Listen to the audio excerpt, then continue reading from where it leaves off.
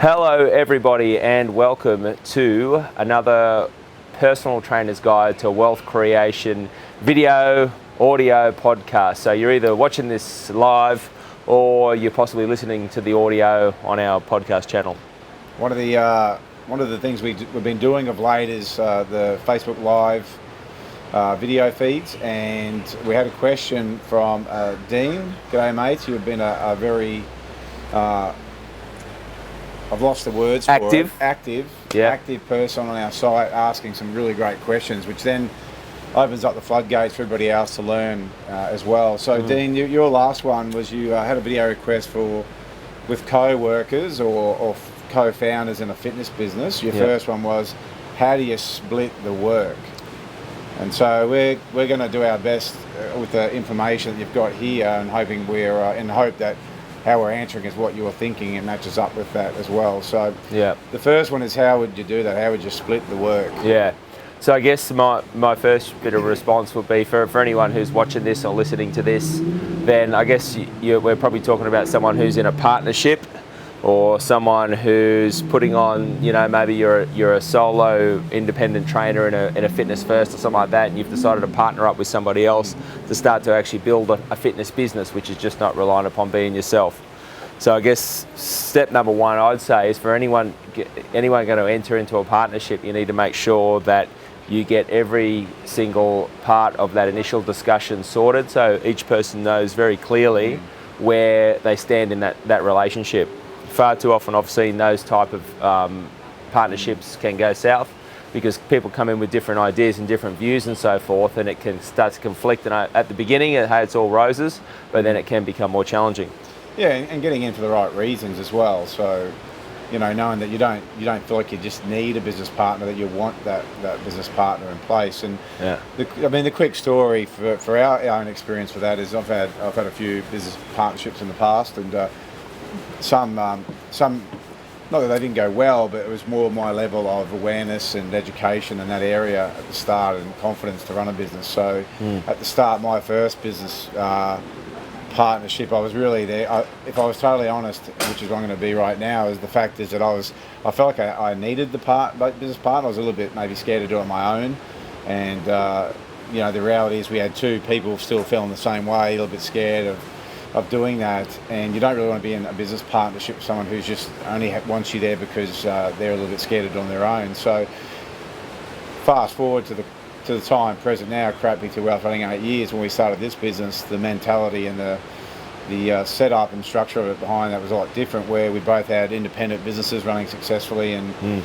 the concept of Create PT Wealth to have an education platform where trainers could get the resources, training, support they needed to know the business part of it more effectively, come about from Brad and I sitting down and going, right, well, let's just give this thing a trial. We shared similar values. We were both passionate about it.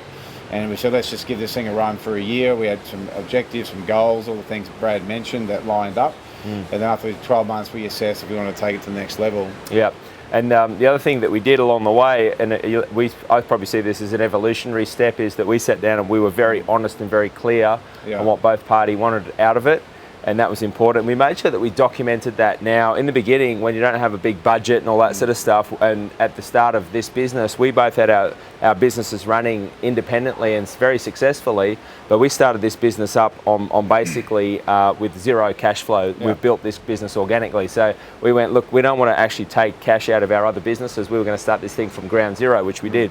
So our first agreements, we made them up ourselves, so we had them on written Word documents, and we had email exchange and all that. And just that simple fact to show that you've got some evidence of stuff taking place is, in my opinion, a great start.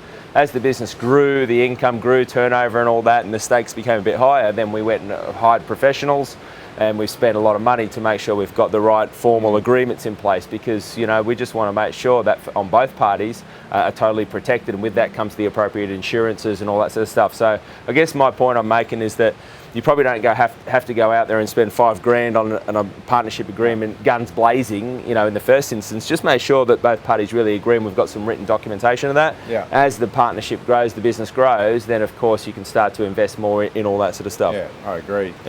Now, the question that you asked, and that's important to give you that background, start up bit first, because then this bit makes more sense. is how do you split the work? Well, if it's a 50% partnership, and this is how you'd start to figure out some of the stuff, then if I'm putting 50% of equity in, or sweat equity in, or whatever it may be, then the amount of work would have to be split evenly across the board. So if Brad's got 50% buy-in and I do to the business, the equal partnership, Brad goes, well, I probably only want to do 2 hours a week in this business and you can do the other 38, well, that's probably going to be an issue of how you split the work. Yeah. And so some of that can make differences between the business. Again, it's hard to give you an actual format for how to do it. You just got to look at it and go, well, what is the upfront arrangement again? Is it 50-50, 70-30? Is someone just putting a little bit of money in, they don't want to do a lot of work? If it's straight down the line, then how you split the work is you look at the objectives of your business and who's good at what area. So in our business, Brad takes care of the, some different roles, and you just decide that based on your strengths and weaknesses. So it's not going to be any good having myself do an area that I'm not strong at, and the work doesn't get done. So ultimately, it's again sitting down and having an honest conversation about here's what I bring to the table financially or work-wise, and Brad, what are you going to bring to the table? And then you both agree, and it's got to feel that way. It's got to feel like it's a win-win, and everyone's doing their share. And that's how, in my opinion, it's an overall view of how you'd figure out how to split the work. So yeah. And also, even back to the original starting point and going, when sometimes I've seen this happen, two people get in business together and they may have very similar strengths, so it's like they might be good in one particular area and they have a good connection. It's like, all right, let's just join up together. So there's nothing wrong with that happening. However, just keep in mind that there might be some areas in the business that could lack because of that reason. So the very first thing we did, we were both very similar in terms of we had the drive and the motivation to make this business happen, but in terms of the back end administration side of things, we knew that wasn't our strong point. Number one, it's not our strong point. Number two, nor did we want to spend our time doing that. And so our very first business goal, once we started to acquire some clients, was to hire a personal assistant or some administration type of support. And again, it can be different for every business. When I had my own personal training business for a number of years prior to meeting my now wife, as we had our relationship together, she got involved in the business, she started training clients. She then became part of the business where she became a joint director in that company. But we had very complementary strengths. So I was really good at going out there and finding the clients and finding the business, and I used to say making the mess, and she was really good at tidying it up. So she absolutely loved sitting there on spreadsheets and banking and paying people and sorting out the money side of it, which for me, that stuff would do my head in. So we had those complementary skill sets, and that worked incredibly well. So for any of you out there, again, you want to go through some sort of process which goes, well, hold on, what both parties bring into it. Then on top of that, what we have a look at is we have check-ins, and we have done the whole way through, and basically we assess, all right, what does both person bring into the table in terms of this business, and make sure that it keeps on driving forward the whole time. And then we start to take certain roles in the business, and to give you one example, I'm out there, say for example, I'll go and find gyms and start to build relationships with gyms where we give our in-house gym presentations and so forth. That's my department.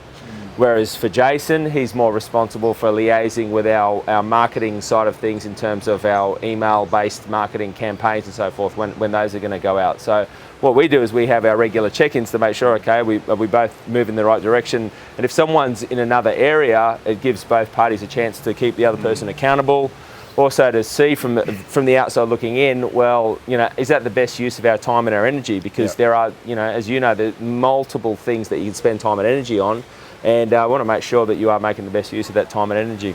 So Dean, and for anybody else, I believe firstly we've just covered off on your first question, which is how do you split the work, and then secondly ensure you're headed in the same direction, which I believe that's just something we've covered off on there as well. Yeah. Like you said, you'd make sure you have regular check-ins. We do weekly what we call directors of the company, directors check-in. Yeah. What's coming up for the week? What have you done? What are you planning on doing? And of course, that's all needs to be heading towards the big end picture for the financial year. monthly targets. So that's how you know if you're heading in the same direction. That's for sure. Also on regular check-ins, we have every Monday, 9:30 a.m. we have our directors check-in. But then we also have at the start of every month we have our team financial check-in, which involves the two of us plus Lynn, our administration assistant. And so the three of us, because Lynn is much involved in the running of this company as we are. So we have the start of the month financial check-in, and then we have the mid-month financial check-in. So every 2 weeks, basically, we're checking in and seeing what's happening in the business, what's coming in, what's going out, anything out of the ordinary, anything we need to discuss. And just doing those meetings is fantastic, because what we see, and this is before people start working with us, is that people can just cruise along week by week, month by month, month after month, and not have a clue about what their finances are doing in sessions. You're literally beating If anyone is watching this video, we are in Thailand on the Ignite Your Ultimate Success Summit, and it's about a squillion degrees here, isn't it? The humidity is insane. Yeah. His sweat has got sweat. That's how humid it is here. It's incredible. Yeah, I'm pretty sure it's going to thunderstorm because it's incredibly humid. And if it does start thunderstorming, there's a small shade cloth above this video camera. It's got nothing. So we're going to wrap this thing up real quick. Yeah. The next, on that too, it's like, if you're not doing those regular check-ins, it's a recipe for disaster. Then things become bigger, the issues become bigger problems than what they need to be. So our big tip is regular check-ins on your financials, your stats, your roles across the board. Yeah. And that's just got to be a 101 in business. If you're running a business, you got to be checking in regularly. So we have at Create PT Wealth for our clients, we have a what we call a KPI spreadsheet. And if you're not familiar with the term KPI, key performance indicators. So in every single business, there's going to be key performance indicators. And this spreadsheet we've created has probably maybe 10 different tabs down the bottom of an Excel spreadsheet, and then in every single area of the business, sales, marketing, administration, customer care, follow-up support, etc., all the way through. It has a set of criteria for each of those. So in the area of sales, there might be somewhere between 8 and 15 different points that need to be covered off on in your business. And that template's highly effective because, you go through the business and have a think about, wow, look at how much actually goes on in this business. We need to make sure that every month we account for that. We make sure that every single role is getting ticked off on. Then every different team member has their own KPIs. So Lynn, in the administration side of things, her KPIs are totally different to our KPIs. Yeah. The coaches, our business coaches, their KPIs are totally different to Lynn's KPIs because obviously they've got a different role to fulfill. Yeah, sales guys, a whole lot. Yeah. Our just trying to get this sweat off me. Even our coaches, we have them on a self-assessment process. So every month they've got to give themselves a score out of 100, and obviously being business coaches themselves and also trained up in the personal development area, what we find is that when you allow people to do some self-assessment, you'll find that people will definitely be, they'll probably be more on the critical side. Some do. Yeah, some do. Yeah, we have seen on the opposite. Some that have the opposite in there. But generally speaking, people are very good at the assessment. We get to check now and we see, okay, someone scored themselves 72 out of 100, and we get to see, okay, what areas might they not have picked their game up on or whatever. So, yeah. I'd probably give myself a higher score. I'd give myself a reasonably high score. Yeah. I struggle to do the other way. But you've earned it, I've definitely earned it. Yeah. So there was never a question of that. One's empty. First beers, by the way, so we should be good for about 1 or 2. So the next one, Dean, that you had was how to handle new ideas. And what can happen in any business is you can have the person that will have the idea of the week, and I'd say that we're both reasonably good at that. I'm definitely can have an idea of the minute, so I definitely think that way. So what you need to have, then there's nothing wrong with having the ideas, and the thing that you have to understand with this is they're going to have different personality types that come into a business partnership. So there'll be some people that are more step by step, need time to consider things. And the person who will have an idea, wake up today and go boom, and by lunchtime they've got about 4 other ones. The trap not to fall into is either party making those people wrong. So if I come to Brad with an idea, and because I think it's a good idea and it's all new to me, and then Brad kind of, as an example, not saying this is what happens, but as an example, Brad goes, I don't know about that or whatever. Then the trap that I've seen personally, and from working in the personal development industry for a while, is that then I could potentially take it as a rejection or a no, and then that can start a bit of conflict and you know, feeling like I'm getting knocked back and all this kind of stuff. So if you've heard the expression "leave the emotion out of business," then that's a good analogy for this case. And what will come back to is Brad might go, "Oh, that sounds like a great idea. Let's now go and check to see if it makes sense to implement something like that now." And there might be a bit more of a conversation around that, because at the end of the day, if you do have the person who's always got the great ideas, and it's and for the other person, it can become quite hard as well. And on the flip side, you might have the people that maybe take a little bit long to come into place. But if you have your key business structure and plan and objectives, it really does come back to going, hey, it's maybe not a bad idea, but the timing might not be that great, and that's really how I would say handle new ideas. Yeah, that's for sure. And also, it's our recommendation that each one of the people that we work with have a structured business plan and also have a structured, say, marketing campaign that they're going to be running out for the year. Now, that's all well and good, you know, we can sit down and we can design, and we do design our marketing calendar, but you might get part of the way through it and realise that Facebook's, whatever you laid out in terms of your marketing calendar, Facebook has totally changed the rules on something, something shifted and so forth. So what I've seen people do is they can fall into the trap of just keeping on following and doing the same things day in day out, because it's in my plan and I'm disciplined enough to keep carrying that out. But go, hold on, let's just stop for a minute. Maybe this thing's not getting us the results we want, or maybe there's a way to get better results. So I guess, you know, I guess what we're saying here is for people just to stay open to the idea that, hey, plans can change as well. Yeah, absolutely. And we could go on a fair bit with handling new ideas, but I reckon you got it. And once again, just keep the emotional component out of it. And just make sure it makes sense to implement whatever you're doing at the time. We have some pretty extensive back-end systems we use, but one of the most simple back-end systems we use is Google Docs, and everyone who's listening to this, watching this, can actually use Google Docs. We use it every single day in this business. It's just incredibly easy to use, mostly for spreadsheets and things that we can all track at the same time. And we have literally an ideas Google Doc there for new ideas. So it's going, all right, well, when we've got these new ideas, let our mind run free. Let's just put this stuff down. So we put it there, and if at any time we're looking for the next strategy, hey, we go back to that. It gives us the insight. You've recently been through a process that you might be able to share with the gang as well. One of the things that I looked at is that if you got ever stuck in an area of your business, say your sales, I think this is what you're talking about. That's what you're talking about. That process? You've been writing down that. Yeah. So if you ever find yourself stuck in an area of your business, like what I caught myself doing was, you maybe go, look, we're not happy with the amount of sales that we're getting, or we're maybe having trouble to convert people.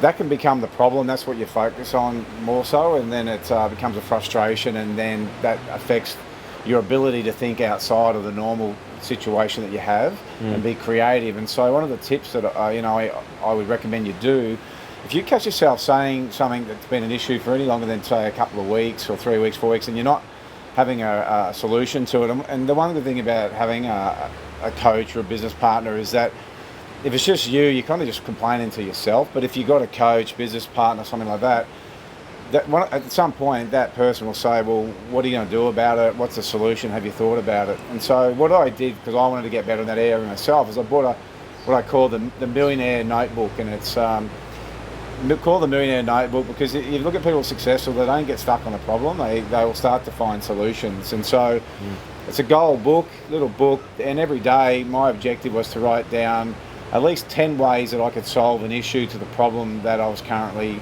talking about, and to do that for 30 days. And so it's while it's a brainstorming idea, it really does help you to get off the problem and find such solutions that you might not think about. Yep. It's not about critiquing these particular solutions at the time, but come the end of the 30 days, you're going to have 300 different new ways and ideas to solve the problem. And at that point, 4 or 5 of them might be absolutely sensational. And normally when I hear people say they've tried different things, they've probably tried something 2 or 3 ways. Yep. And my feedback is, once you feel like you've exhausted your mental capacity and your resources to try to fix a problem, you haven't. Yep. All you've done is you've just only tapped into what you've allowed yourself to at that time. And so you'll be amazed that when you push through that, how creative you have. Again, it was just a really refreshing exercise for me to do, and I would definitely recommend doing that. Yeah, great tip for anyone who speaks about, I've done that. Have you brainstorm 300 ideas, and if we told anyone to sit down and make up 300 ideas right now, that would be incredibly challenging for anyone. However, 10 a day, is that possible? Yeah, absolutely. Do 5 in the morning, do 5 in the afternoon or whatever, and break it up over the day. Look, even if you did 5 or 6, just as long as you do it consistently every day. Sure, yeah. And the mindset part of it is, without getting into the mindset psychology of it, but when you do the snapshot on it, is when you start telling your subconscious, your conscious to subconscious, that you're looking for a solution, it goes to work for you. It's a massive part of your brain that gets underutilised, and mainly we just use our conscious part of our brain and focus on the problem. So I'd really suggest that method. Yeah, that's cool. Yeah. Really cool.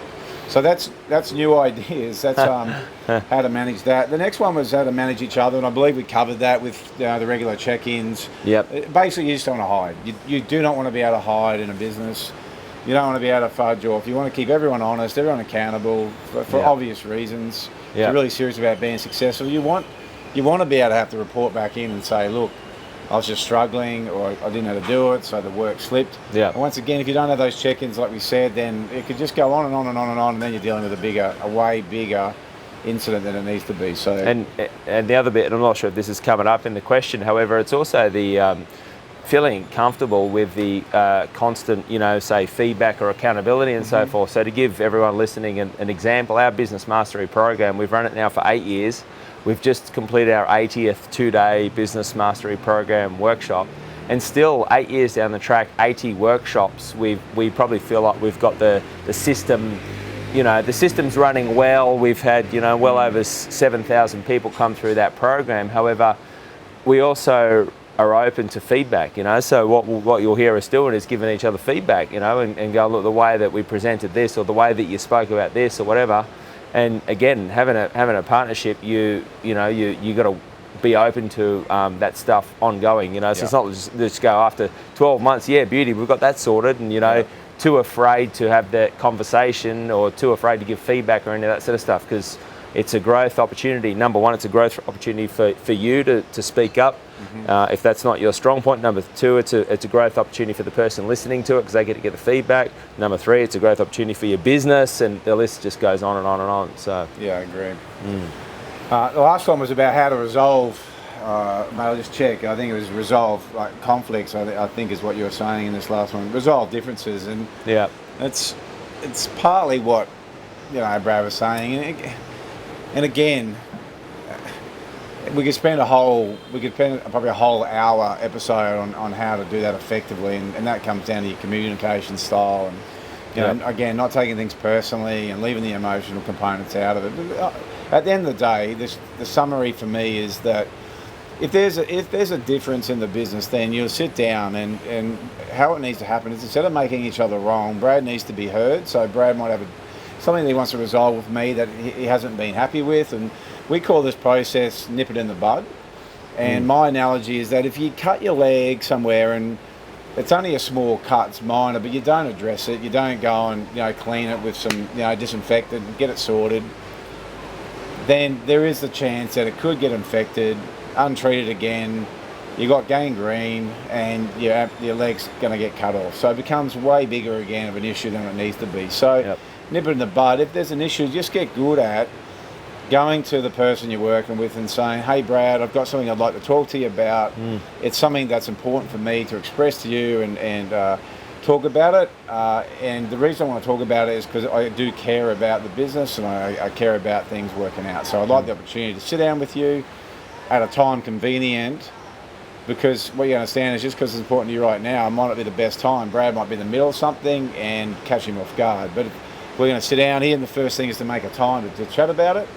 Then we can sit down and start to address it. Then there's a concept around, right, I need to allow Brad or whoever's got the issue to be heard and talk about it. And the one thing I love about working with you, mate, and for everyone at home, is that Brad's ability to sit down there and actually want to understand 100% what may be going on for me is exceptional. So to sit there and go, right. And once he's even heard the problem, we'll go on to more detail about finding out, is there anything else? What, you know, I can understand that probably made you feel, and okay, is there anything else we should know about this? And really get clear on the situation. And that's called emotional intelligence at its highest level, because Brad's detached from maybe what I'm saying and not taking it personally, or not taking it as criticism, and has that great ability. And if you let you do that, the resolving any issue is going to go out the window. Because if you get into feeling attacked, even if the communication's not always effective, because you know, not all of us are great at communicating effectively under pressure, and there's a bit of importance behind it. Yeah.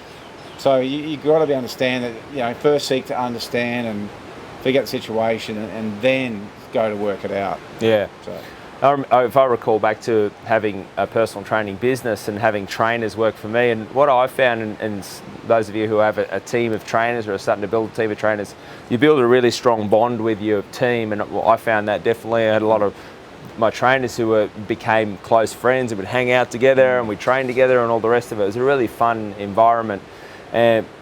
But because there's that friendship component, it almost starts to, that you're going, hold on, are these people friends, or are they employees, or how does it all work? So the line I'd have with my guys when I was sitting down to speak to them about something that was important was to go, look, just to confirm that we've got a friendship together, and we've also got a business and a working relationship together. And so what I'm speaking to you about now is coming wholly and solely from the perspective of boss to employee, or teammate to teammate, or however you want to deliver that information. But you know, straight away when I set that stuff up, it sets the platform for someone not to feel like, oh, hold on, you know, two days ago we were hanging out in the gym training together, and now you're starting to bring this stuff up. So it's like going, well, we've still got a personal relationship, but here's our business relationship happening. So yeah, and setting all that stuff up from the start, this is very important. But how we are going to deal with these situations is vital. Yeah, I just want to check in with the humidity again, and I'm not sure if you've ever experienced this, but I feel like I've got a running tap that's behind me, and it's just dripping straight down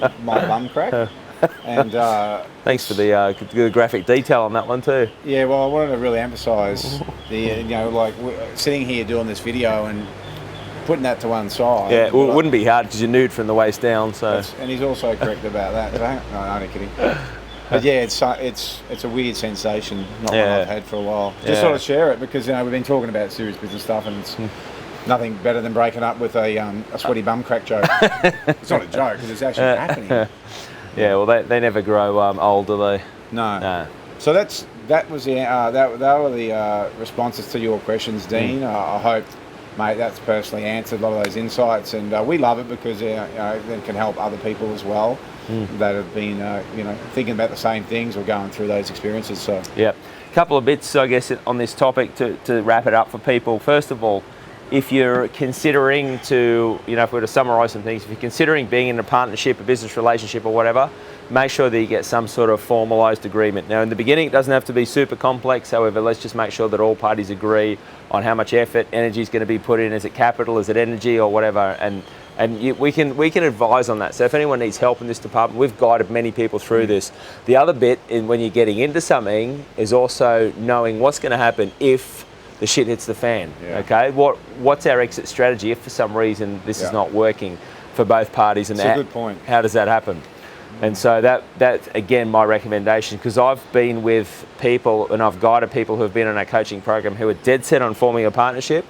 And once I got them together and we went through this journey and this process, not by my suggestion, but by them actually doing this work together, they found out that, hold on, we're probably best not working together. We're probably not the best fit in this department. And, again, some of these people are getting into it for the wrong reasons. Just, sometimes it's just an idea. Hey, yeah, beauty, let's do this boot camp together, or let's do something together, The exit strategy is such an important one.